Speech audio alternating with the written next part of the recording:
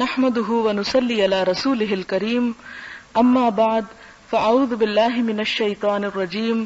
بسم الله الرحمن الرحيم باب فضل الحب في الله والحث عليه واعلام الرجل من يحبه انه يحبه وماذا يقول له اذا اعلمه. حب فی اللہ کی فضیلت اور اس کی رغبت دلانا اور جس شخص سے محبت ہو اس کو بتانا اور اس کو بتانے کے وقت کیا کہا جائے. قال اللہ تعالی محمد الرسول اللہ والذین معه اشداء علی الکفار رحماء بینہم الى آخر السورہ. وقال تعالی والذین تبوؤوا الدار والایمان من قبلہم یحبون من ہاجر الیہم. ارشاد خداوندی ہے کہ محمد صلی اللہ علیہ وسلم خدا کے پیغمبر ہیں اور جو لوگ ان کے ساتھ ہیں وہ کافروں کے حق میں تو سخت ہیں اور آپس میں رحم دل. سورت کے آخر تک. نیز فرمایا اور ان لوگوں کے لیے بھی جو مہاجرین سے پہلے ہجرت کے گھر یعنی مدینہ میں مقیم اور ایمان میں مستقل رہے اور جو لوگ ہجرت کر کے ان کے پاس آتے ہیں اور ان سے محبت کرتے ہیں. وعن انس رضی اللہ عنہ عن النبی صلی اللہ علیہ وسلم قال ثلاث من كن فيه وجد بهن حلاوة الإيمان أن يكون الله ورسوله أحب إليه مما سواهما وأن يحب المرء لا يحبه إلا لله وأن يكره أن يعود في الكفر بعد أن أنقذه الله منه كما يكره أن يقذف في النار. متفق علیہ. حضرت انس سے روایت ہے کہ نبی صلی اللہ علیہ وسلم نے فرمایا تین چیزیں جس شخص میں ہوں گی وہ ان کی وجہ سے ایمان کی شیرینی کو محسوس کرے گا. یہ کہ اللہ اور اس کا رسول اس کو ان کے ماں سوا تمام چیزوں سے زیادہ محبوب ہو، اور یہ کہ وہ جس آدمی سے محبت کرے رضائے الہی کے لیے محبت کرے، اور یہ کہ وہ کفر میں واپس جانے کو جبکہ اللہ نے اس کو بچا لیا ہے اتنا ہی ناپسندیدہ سمجھے جتنا کہ وہ اس بات کو ناپسندیدہ سمجھے کہ اس کو دوزخ میں ڈالا جائے گا. اسے بخاری اور مسلم نے روایت کیا ہے. باب کے اندر اللہ تعالی کی خاطر محبت کرنے کی فضیلت کے بارے میں بتایا گیا ہے اور اس کے بارے میں ابھارا گیا ہے کہ انسان کو اللہ کی خاطر ہی دوسروں سے محبت کرنی چاہیے. اور پھر یہ کہ اگر انسان کسی سے محبت کرتا ہو اللہ کی خاطر تو اسے اس کے بارے میں بتا دینا چاہیے، اور اگر وہ بتانا چاہے تو اس وقت اسے کیا الفاظ استعمال کرنے چاہیے اور کیا طریقہ اختیار کرنا چاہیے. اور اس سلسلے میں پہلی آیت سورت الفتح کی ہے جس میں یہ کہا گیا کہ محمد صلی اللہ علیہ وسلم اللہ کے رسول ہیں اور وہ لوگ جو آپ کے ساتھ ہیں وہ کفار پر بڑے سخت ہیں اور آپس میں رحم دل ہیں. کفار پر بڑے سخت ہیں یعنی یہاں پر مومنین کی اصل صفت یہ بتائی گئی کہ باہم ان کے درمیان محبت پائی جاتی ہے، اور محبت کے ساتھ ایک انسان کے اندر جو منفی جذبات ہوتے ہیں بغض یا نفرت کے اسے وہ مومنوں کے لیے استعمال نہیں کرتا بلکہ وہ جذبات کافروں کے لیے استعمال ہوتے ہیں. اسی لیے کہا کہ رحماء بینہم اشداء علی الکفار کہ کافروں کے مقابلے میں سخت ہیں. اور پھر اسی طرح دوسری آیت جو ہے سورۃ الحشر کی کہ والذین تبوؤا الدار والایمان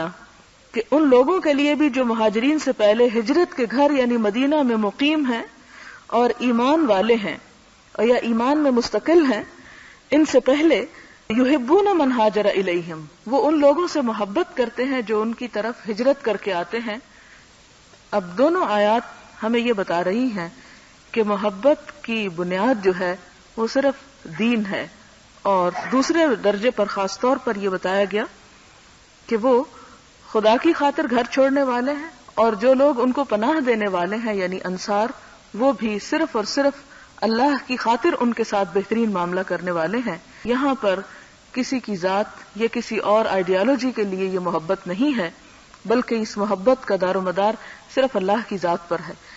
آپ نے تاریخ کا مطالعہ کیا ہوگا اور اس میں آپ دیکھتے ہیں کہ مہاجرین اور انصار کے درمیان جو رشتہ قائم ہوا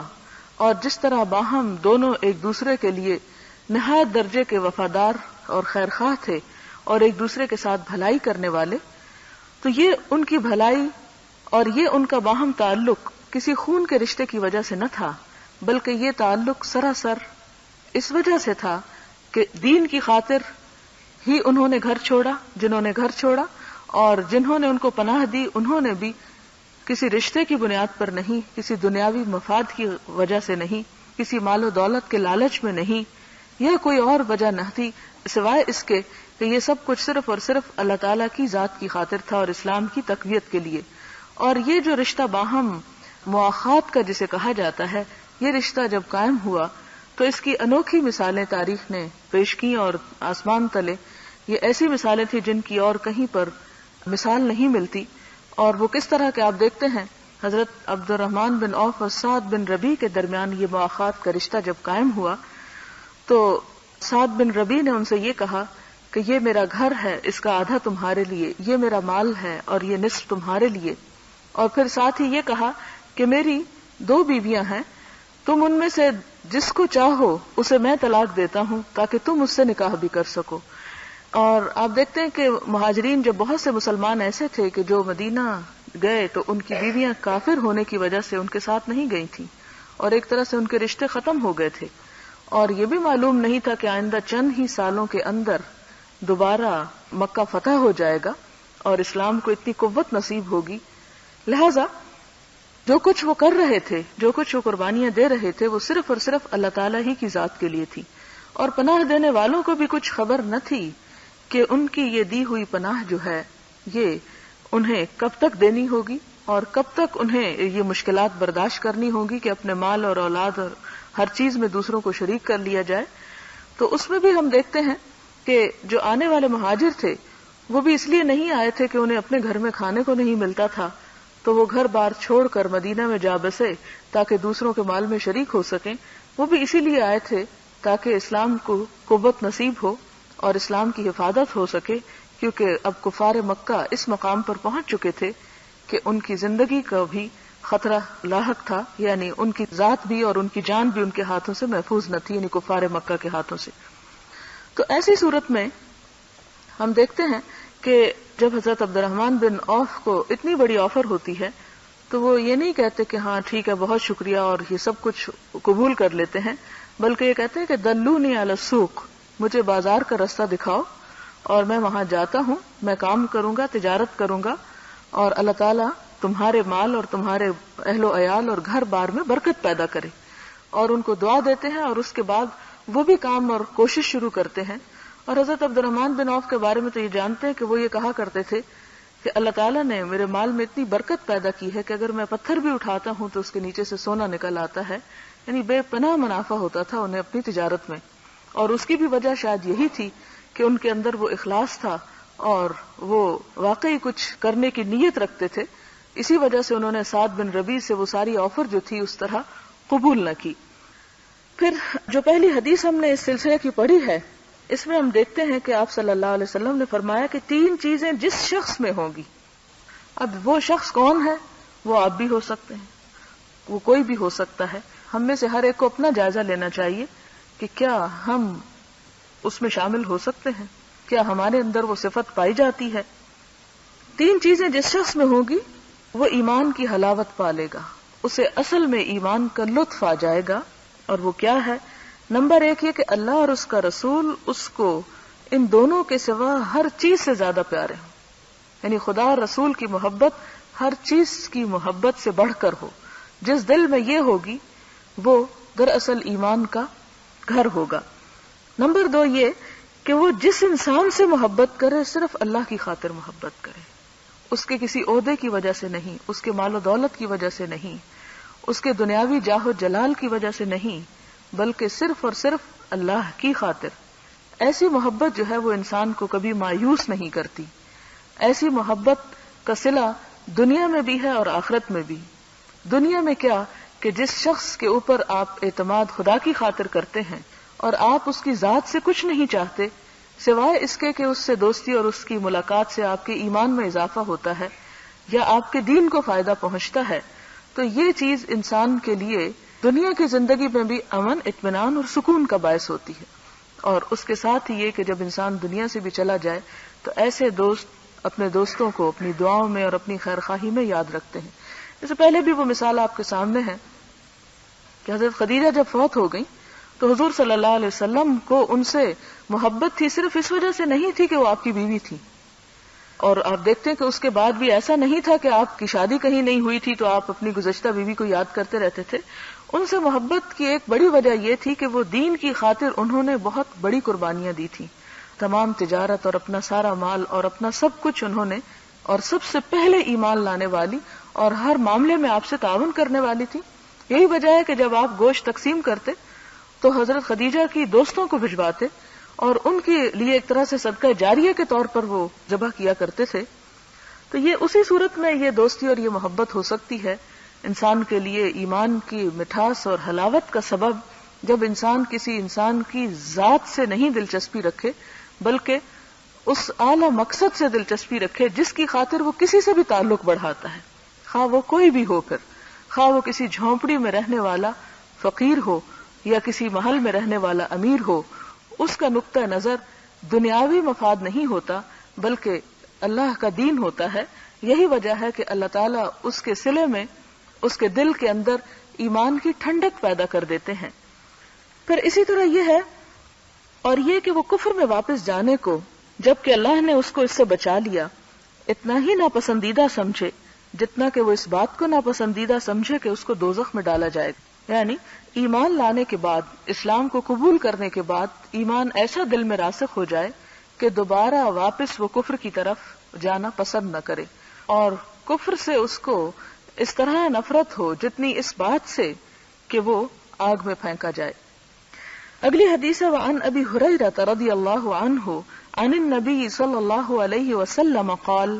سبعۃ یظلهم اللہ فی ظلہ یوم لا ظل الا ظلہ امام عادل وشاب نشأ فی عبادۃ اللہ عز وجل ورجل قلبه معلق بالمساجد ورجلان تحابا فی اللہ اجتمعا علیہ وتفرقا علیہ ورجل دعته امرأة ذات حسن وجمال فقال انی اخاف اللہ ورجل تصدق بصدقة فأخفاها حتى لا تعلم شماله ما تنفق يمينه ورجل ذكر الله خاليا ففاضت عيناه متفق علیہ. حضرت ابو ہریرہ نبی صلی اللہ علیہ وسلم سے روایت کرتے ہیں، آپ نے فرمایا 7 لوگوں کو اللہ تعالیٰ اپنے سائے میں جگہ دے گا جس دن کے اللہ کے سائے کے علاوہ کوئی دوسرا سایہ نہ ہوگا. ان میں سے ایک عادل حکمران ہے، دوسرا وہ نوجوان جو اللہ کی عبادت میں محو رہا، تیسرا وہ شخص جس کا دل مسجد کے ساتھ وابستہ رہا، چوتھا وہ 2 انسان جن کی آپس میں محبت اللہ کی خاطر ہے، اسی پر دونوں جمع ہوئے اور اسی پر دونوں ایک دوسرے سے الگ ہوئے، اور وہ آدمی جس کو حسن و جمال والی عورت نے گناہ کی دعوت دی، اس نے جواب دیا کہ میں اللہ سے ڈرتا ہوں، اور وہ آدمی جس نے صدقہ کیا اور اس کو اتنا چھپا کر دیا کہ اس کے بائیں ہاتھ کو بھی علم نہ ہو سکا کہ دائیں ہاتھ نے خرچ کیا، اور وہ آدمی جس نے تنہائی میں اللہ کو یاد کیا تو اس کی آنکھوں سے آنسو جاری ہو گئے، یعنی کسی اور وجہ سے نہیں بلکہ صرف اللہ کے لیے. یہ حدیث بھی بخاری اور مسلم کی ہے. ان میں جن 7 لوگوں کا ذکر کیا گیا ہے جنہیں اللہ تعالیٰ اپنے سائے میں جگہ دے گا، تو یہ سایہ کون سا سایہ ہے اور کس دن کا سایہ ہے؟ یہ سایہ حشر کے میدان کی بات ہو رہی ہے یہاں پر، کہ جس کے بارے میں اور حدیث میں آپ نے پڑھا کہ سورج سوا نیزے پر آ جائے گا اور شدید گرمی کا وقت ہوگا، ہر شخص افراتفری کا شکار ہوگا، پریشان ہوگا. ایسے میں انسان کو اپنے لیے کوئی پناہ کی جگہ نہ میسر آئے گی سوائے اللہ تعالیٰ کی ذات کے یا اس کے تخت کے، کہ اس کے نیچے جو سایہ ہوگا بس وہی سایہ ہوگا، اس کے علاوہ پورے حشر کے میدان میں کہیں چھاؤں نہ ہوگی. اب جو شخص اس سائے کے تلے جگہ بنانا چاہے اور وہاں پر آنا چاہے، اسے ان 7 میں سے کسی ایک صفت کا حامل ہونا ضروری ہے. ان میں سے زیادہ بھی ہو سکتی ہیں اور ان میں سے کم از کم ایک کا ہونا ضروری ہے. نمبر 1 عادل حکمران، اور عدل سے مراد انصاف ہے کہ انسان فیصلہ کرے تو خواہ وہ اس کے اپنی ذات ہی کے خلاف کیوں نہ جاتا ہو، اس کے قریبی رشتہ داروں ہی کے خلاف کیوں نہ جاتا ہو، اس کے دوستوں اور عزیزوں کے خلاف ہی کیوں نہ جاتا ہو، وہ اس فیصلے کو لے صرف اور صرف اللہ کے بھروسے پر اور اللہ سے ڈرتے ہوئے۔ تو ایسا شخص دنیا میں اپنے آپ کو بعض اوقات ہو سکتا ہے کہ وہ تنہا سمجھے اور بے آسرا سمجھے۔ انسان بعض اوقات اس لیے رشتہ داروں یا دوستوں کے حق میں فیصلہ کرتا ہے تاکہ ان کی مخالفت اس کو برداشت نہ کرنی پڑے اور ان سے اس کو فوائد حاصل ہوتے رہیں، اور اس بنیاد پر بعض اوقات ظالمانہ فیصلے بھی کر جاتا ہے اور دوسروں کا حق بھی مار جاتا ہے۔ لیکن جو شخص صرف اور صرف اللہ سے ڈر کر کلمہ حق کہتا ہے اور ایسی بات کہتا ہے جس میں واقعی عدل و انصاف اپنی جگہ برقرار رہتا ہے، تو اللہ تعالیٰ کا وعدہ ہے کہ وہ اس کو تنہا نہیں چھوڑے گا، نہ دنیا میں اور آخرت میں بھی خاص طور پر عافیت میں رکھے گا، اور کیونکہ یہ توفیق اسی وقت انسان کو ہو سکتی ہے جب اس کا بھروسہ اللہ کی ذات پر ہو اور اس کا اعتماد ہو کہ مجھے خدا تنہا نہیں چھوڑے گا۔ دوسری بات جو یہاں کہی گئی وہ یہ کہ وہ نوجوان جو اللہ کی عبادت میں مصروف رہا، یعنی عموماً عبادت جو ہے وہ بڑھاپے کی عبادت ہمارے ہاں کی جاتی ہے، یا ہم انتظار کرتے ہیں کہ جب ریٹائر ہو جائیں گے، جب سارے کام ختم ہو جائیں گے، جب بچوں کی شادیوں سے فارغ ہو جائیں گے، جب اور جھنجٹ پورے ہو جائیں گے تو پھر ہم عبادت کریں گے۔ وہ عبادت بھی ٹھیک ہے کہ اللہ کی راہ میں کوئی ایک کلمہ بھی پڑھتا ہے، ایک تھوڑا سا ذکر بھی کرتا ہے، کوئی نماز بھی پڑھتا ہے، تو وہ رائے گاہ تو نہیں جاتی۔ لیکن ایسا کیوں ہے کہ ہم اپنی عمر کا بہترین حصہ تو دنیا کے لیے صرف کریں اور اپنی خواہشات نفس کے پورا کرنے میں صرف کریں، اور جو ارذل عمر ہو، ارذل کا مراد یہ کہ سب سے گھٹیا عمر، اور جس میں انسان اور کچھ کرنے کے قابل نہ رہے اور اس کو اس کے سوا کوئی چارہ نظر نہ آتا ہو کہ اب مجھے اللہ کے پاس جانا ہے تو کس منہ سے جاؤں گا، لہذا کچھ نہ کچھ تو کرنا ہی ہے، یا ایک مجبوری کی عبادت ہو، تو یہ عبادت تو اپنی جگہ ہے، ایسی بات نہیں کہ اللہ تعالیٰ اسے قبول نہیں کرے گا، اس کو بھی کرے گا۔ جو بندہ اخلاص کے ساتھ جو کام بھی اللہ کی خاطر کرتا ہے وہ اللہ اور بندے کا معاملہ ہوتا ہے، اللہ تعالیٰ اس کو ضرور قبول فرماتے ہیں۔ لیکن اصل بات یہ ہے کہ انسان اس وقت خدا کی طرف رجوع کرے،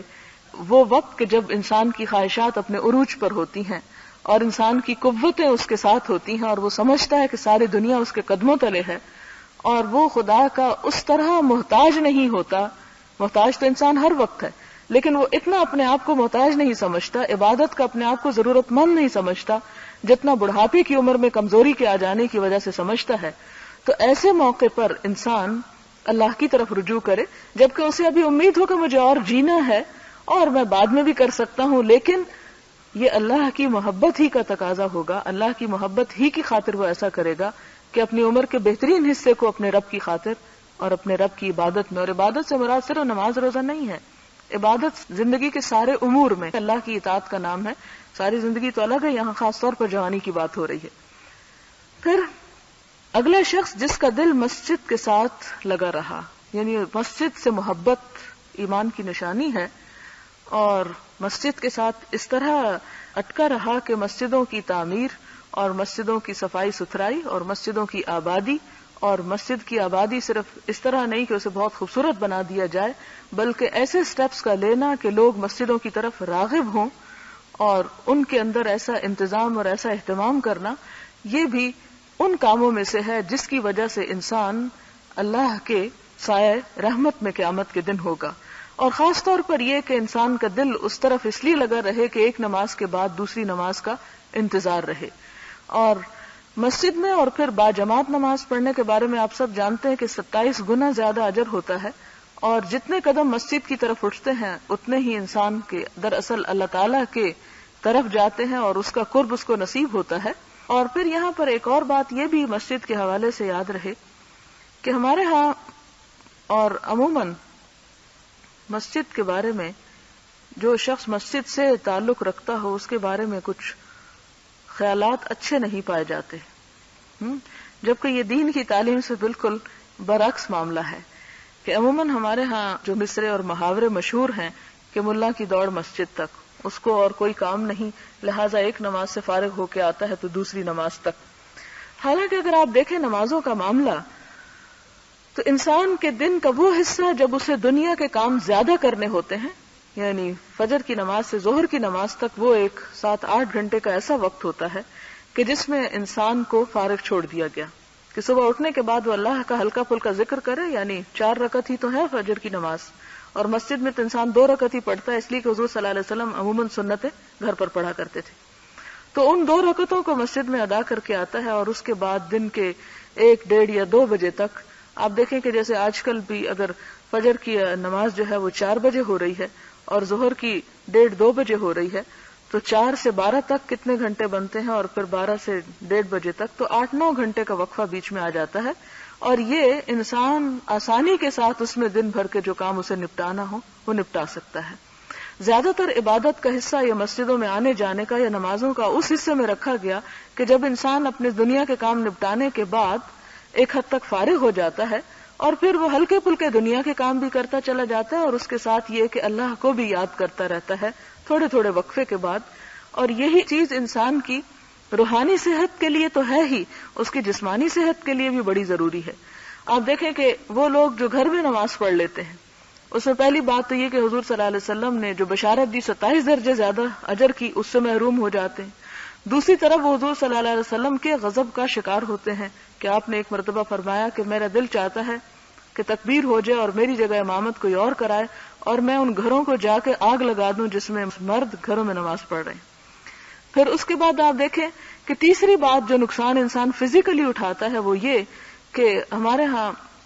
عموماً مردوں کو ہارٹ اٹیکس زیادہ ہوتے ہیں، اور اس کی وجہ یہ ہوتی ہے کہ لمبے عرصے تک بیٹھ کے کام کرتے ہیں جیسے دفتروں میں یا اور اسی طرح،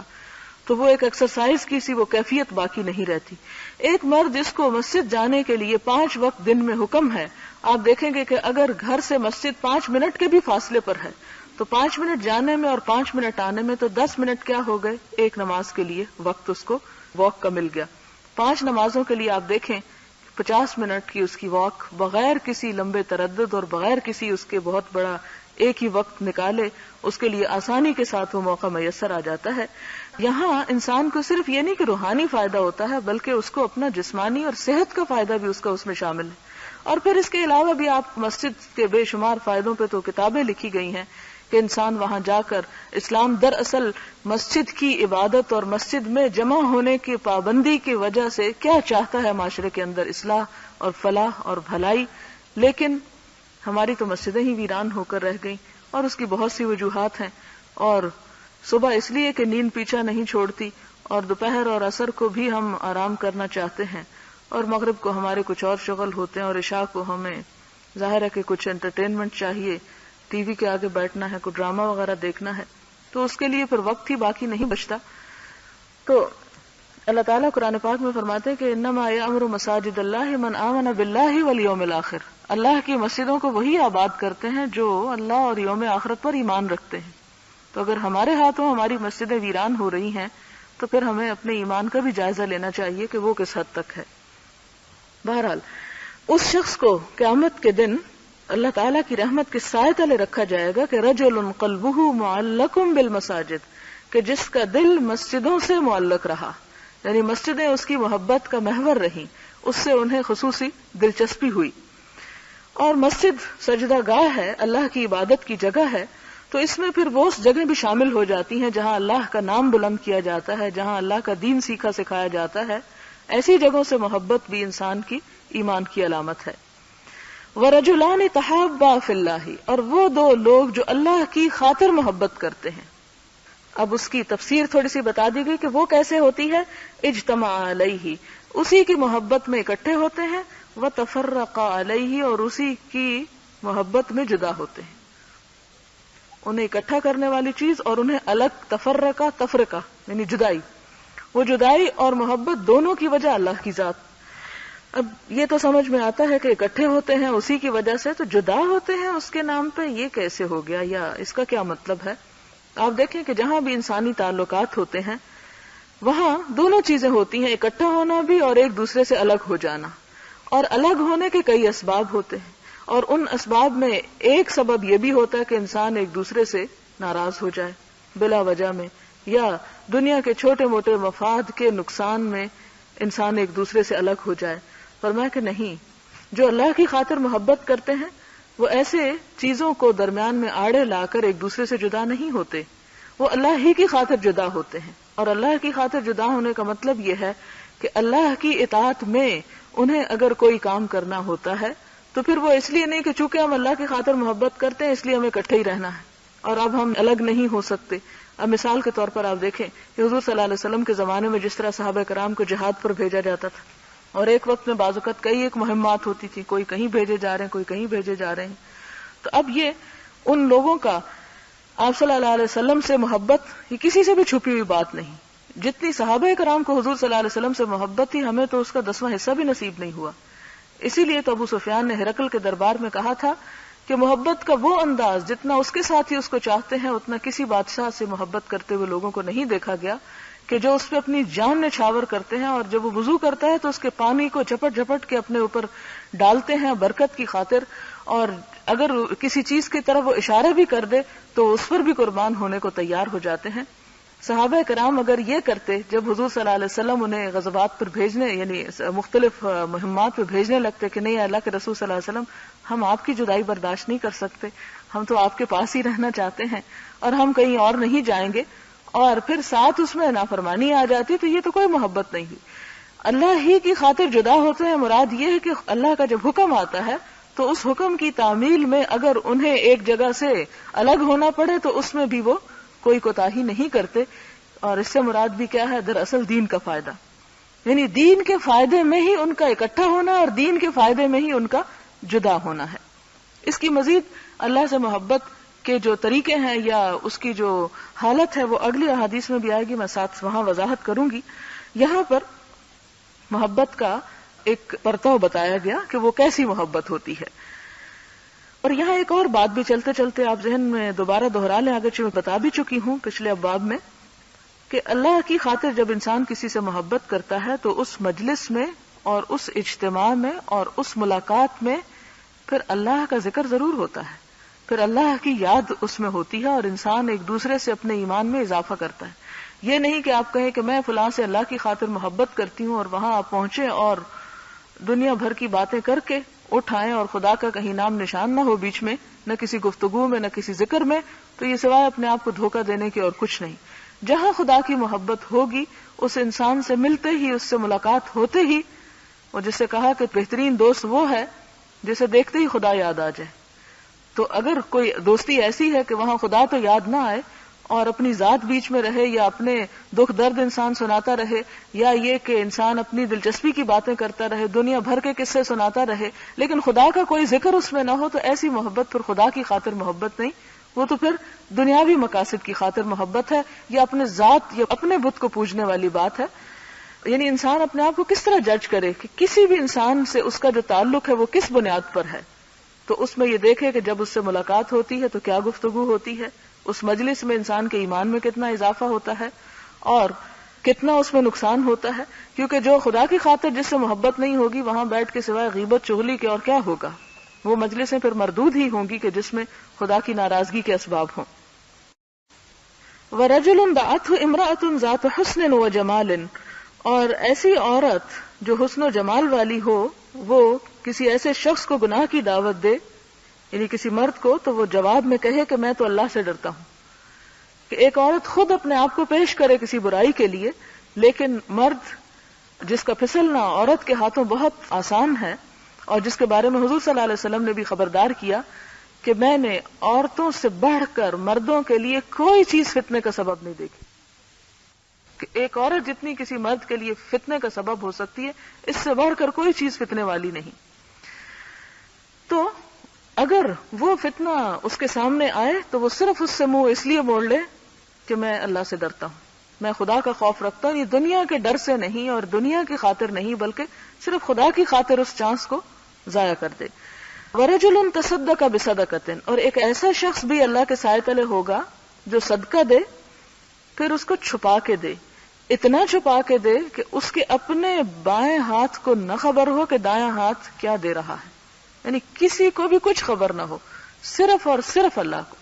دایاں ہاتھ اور بائیں ہاتھ کی مثال اس لیے دی گئی کہ یہ ایک ہی جسم کے دو حصے ہیں اور بالکل ایک دوسرے کے پیرلل, ایک دوسرے کے برابر کے. مراد یہ ہے کہ انسان اپنے قریب ترین لوگوں کو بھی نہ بتائے جیسے بیٹی ہے تو والدین کو بھی نہ پتا ہو، یا والدین ہو تو اولاد کو بھی نہ پتا ہو، بیوی ہے تو شوہر کو نہ پتا ہو، شوہر ہے تو بیوی کو نہ پتا ہو، لیکن یہ صرف اس کے اپنے ذاتی مال میں سے، یہ نہیں کہ انسان شوہر کے مال میں سے یا والدین کے مال میں سے نکال کے دے رہا ہے اور ان کو خبر بھی نہیں ہو رہی، تو یہ چیز اس میں نہیں آئے گی۔ مراد یہ کہ جو انسان کا اپنا ذاتی مال ہے اس کو اپنی ذات پہ لگانے کے لیے مل چکا ہے اور اس کے نام ہے، تو اس میں سے اگر وہ خدا کی خاطر کچھ بھی کرتا ہے تو جتنا چھپا کے دے گا اتنا ہی اللہ تعالیٰ کے نزدیک زیادہ پسندیدہ ہوگا، اور خدا کی محبت اتنی ہی یاد کر آئے گی کہ یہ وہ شخص ہے جو صرف میری خاطر دے رہا ہے۔ اور پھر اسی طرح آخری بات اس میں یہ کہ وہ شخص جو تنہائی میں اللہ کو یاد کرے اور اس کی آنکھوں سے آنسو بہہ پڑے خدا کی محبت میں یا خدا کے خوف سے، یعنی خدا سے گفتگو کرتے، خدا سے اپنا معاملہ کرتے، خدا کے آگے اپنا دکھ درد بیان کرتے ہوئے انسان رو پڑے، اور کسی اور وجہ سے نہیں، کسی اور سبب سے نہیں، کسی اور کے دکھ اور غم سے نہیں، بلکہ صرف اور صرف اللہ کی محبت میں، تو یہ لوگ قیامت کے دن اللہ تعالیٰ کے انتہائی مقرب ہوں گے۔